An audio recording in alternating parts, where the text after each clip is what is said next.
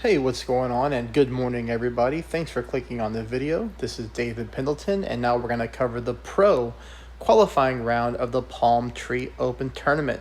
Definitely appreciate you clicking on the video and checking me out. If you're not a subscriber, please become one. That would be awesome. And if you find this video helpful, please take a moment there to hit the thumbs up button and give it a like. That would be awesome too. All right, shot of -15 in qualifying. This is really what we need in the next few rounds to get us, in the point where we can be competitive. As far as the holes that we dropped, of course, we dropped 3 extra holes. We got hole number 1, hole number 4, and a tough eagle on hole number 8. We left some room there for some hole-in-ones and maybe some albatross opportunities.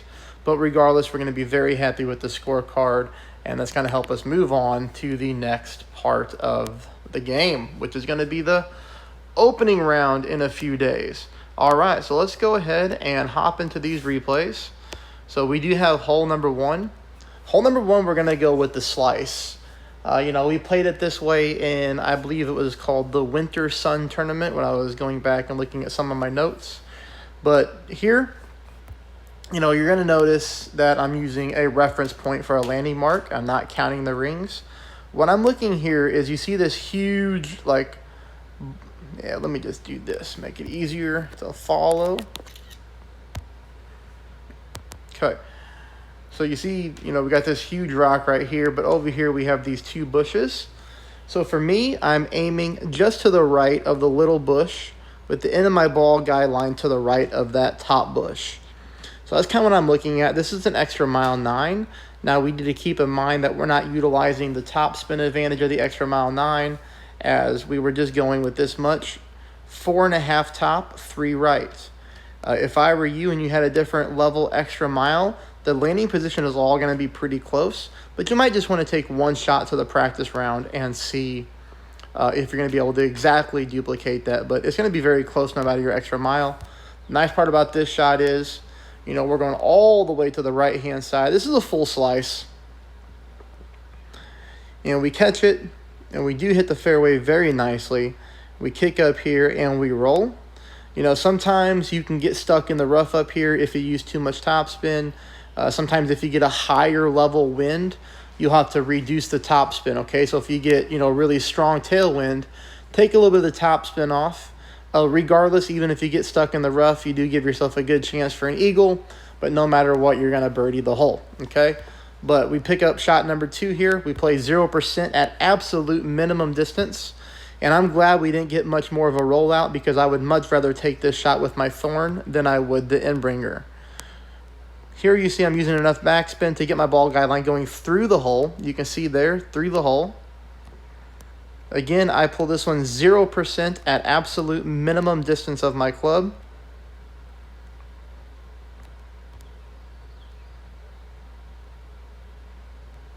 Perfect ball. And we get that one to sneak in for a nice eagle to start off. Takes on the hole number 2. Hole number 2, I'll tell you, you could definitely use a kingmaker here if you wanted to. You'll have to go into a little bit of overpower. I mean, you could even use yourself a Titan ball if you want. But for me, I just went ahead and kept it simple. And again, I went ahead and only utilized 6 bars of topspin. That way, if you have, an extra mile 8, you'd be able to copy this as well. Anything else, 4.5 bars of topspin. We're going to go with max topspin and about 1 bar of side spin to the left. You can see here we need to back up our target a little bit so that we can properly adjust our rings. I'm not using any overpower. That's why I decided to go with the Berserker. That way I could keep this shot completely controlled. 1 fairway, on to the next one, and we're looking good here. That's going to set us up for shot number 2. Now, shot number 2 is definitely no walk in the park. It would be nice if we could play it from up here, but even with the Berserker, we're not able to. So what we're going to do is we're going to be hopping over the sand and trying to approach the pin that way.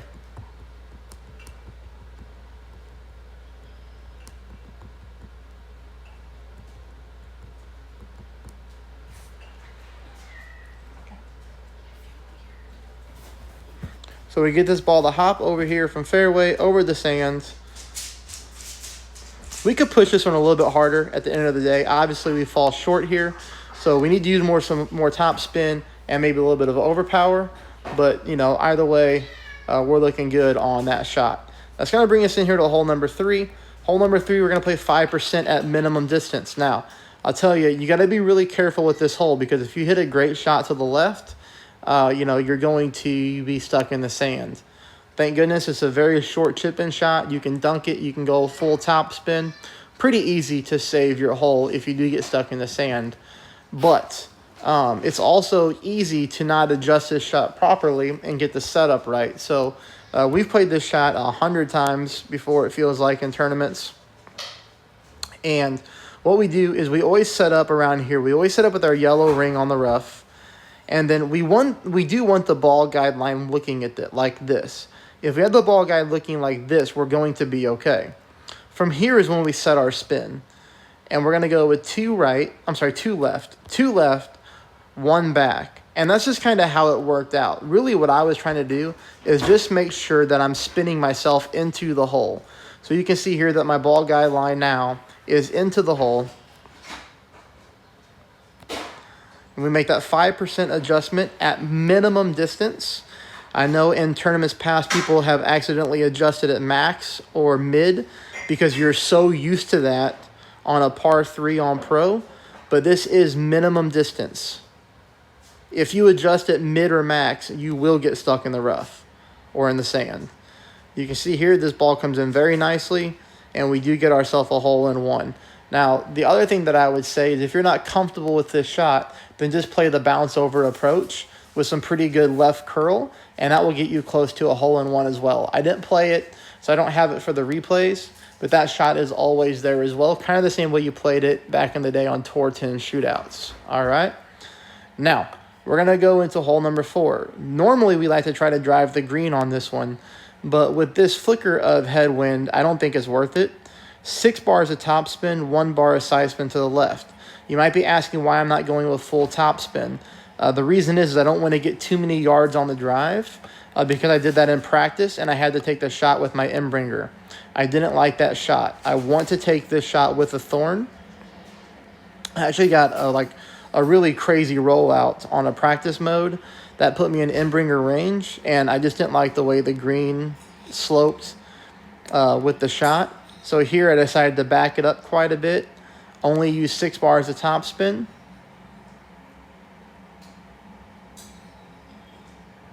Like the roll that I got in practice mode was really crazy, but I also hit a perfect ball, and I also used left curl. But here we're going to be able to take this one 10% at minimum distance with our thorn. I'm just going to use enough backspin where my ball guideline is still going through the hole. And like I said, I do adjust this one at absolute minimum, 0%. Perfect ball, always important.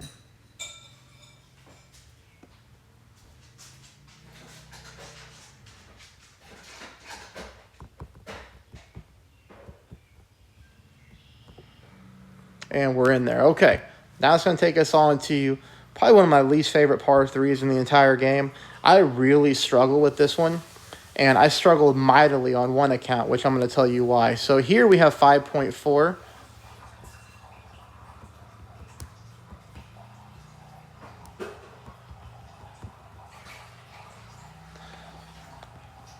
And we're going to adjust 40%. I would say the thing that I was trying to do here is I was trying to offset to the right-hand side.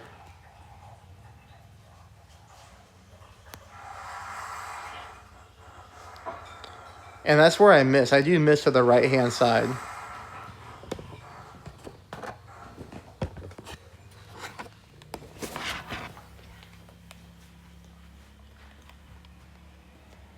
As you can see here, we missed by about half a green square to the right.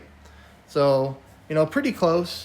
But the one thing that I wasn't prepared for was on my other account, I had a higher wind. It was almost 7 miles an hour. Whatever it was, maybe it wasn't 7, but I do know it required a 9.6 ring pull. When I went to pull my rings, I got caught in between clubs. So we need to be very careful of that as well. If you do have higher wind, you could end up like me and get caught in between clubs. So what I did was I just played the shot higher up with a little bit of backspin and just took it as a birdie. But at least on this one we had lower wind, so I showed you my approach. Just change the offset a little bit, and you can get this one pretty close for a hole-in-one. Okay, now we're going to play. This is also one of my least favorite par fives. The drive is never any problem. We always go the same way. We go with the Kingmaker, and we go 4 top, 3 bars, a side spin to the left. See, 4 top, 3 side spin to the left. We aim our ball guideline going down the middle of the sand. Now here we have to push our rings. I'm playing this 1 for 1, which is 6.3 rings. It's definitely very difficult to push into the trees. That one always throws people off a little bit. We do go heavy with the left curl, and we hit a perfect shot. Now the nice part about this is we catch a lot of the fairway, which is exactly what we're looking for. And that's going to leave us for shot number 2. Now shot number 2, I go ahead and play with the Guardian, just because I always try to play this one for an eagle. For me, I'm not trying to get an albatross. If I get it, it's lucky, which has happened before, but, not this time. So Guardian shot, perfect ball,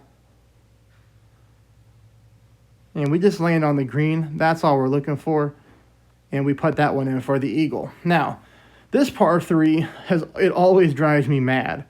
I always feel like I get close, and then sometimes it goes in, sometimes it doesn't. But here we're going with a little bit more than 6 bars of backspin. Call it like, 6.2 or so. No side spin. Play 10% at mid, which is basically 1 for 1, so 6.9 rings. Here you're going to notice this. Here you notice I played about 7. Maybe 7.1. Perfect ball. And I end up on the right-hand side. I was playing this one 15% at mid. But, for whatever reason, that didn't work out for me. So I would like to change it to 10%. So basically 1 for 1 with the Sniper 10. All right, hole number 8. We do pick up an eagle here. We're going to be using the quarterback just to make the drive a little bit easier. I always think that's a good approach on this hole. As you can see here, let's take a look at the spin adjustment again.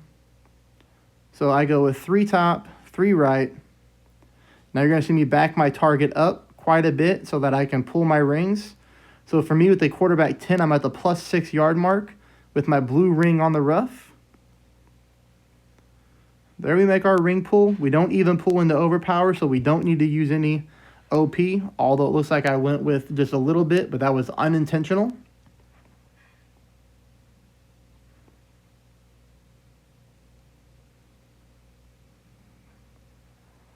And we land onto the fairway. All right, that's going to bring us in here for shot number 2. We played this one 20% at max. I played it 10% with my other account, and I missed to the right-hand side. So here, I'm going to add 10% more elevation. I'm even going to offset just a little bit to the left-hand side just because of the way the ball rolled on my other account, as you can see there. Let's kind of back that up a little bit so you can kind of see my aiming point here. Notice there my offset.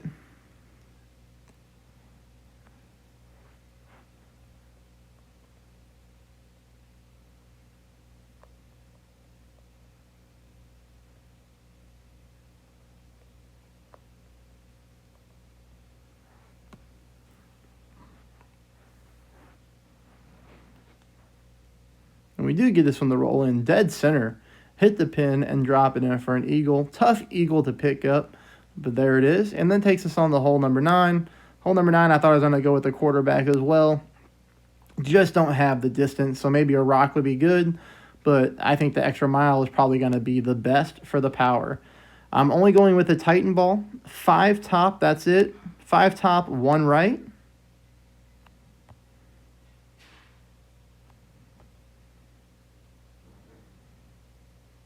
No OP. Pro Division, these drives have been pretty easy today. Not having to go with anything nuts, so we just lay it onto the fairway here. Now here, this one, I want you to try to play it 10% at mid.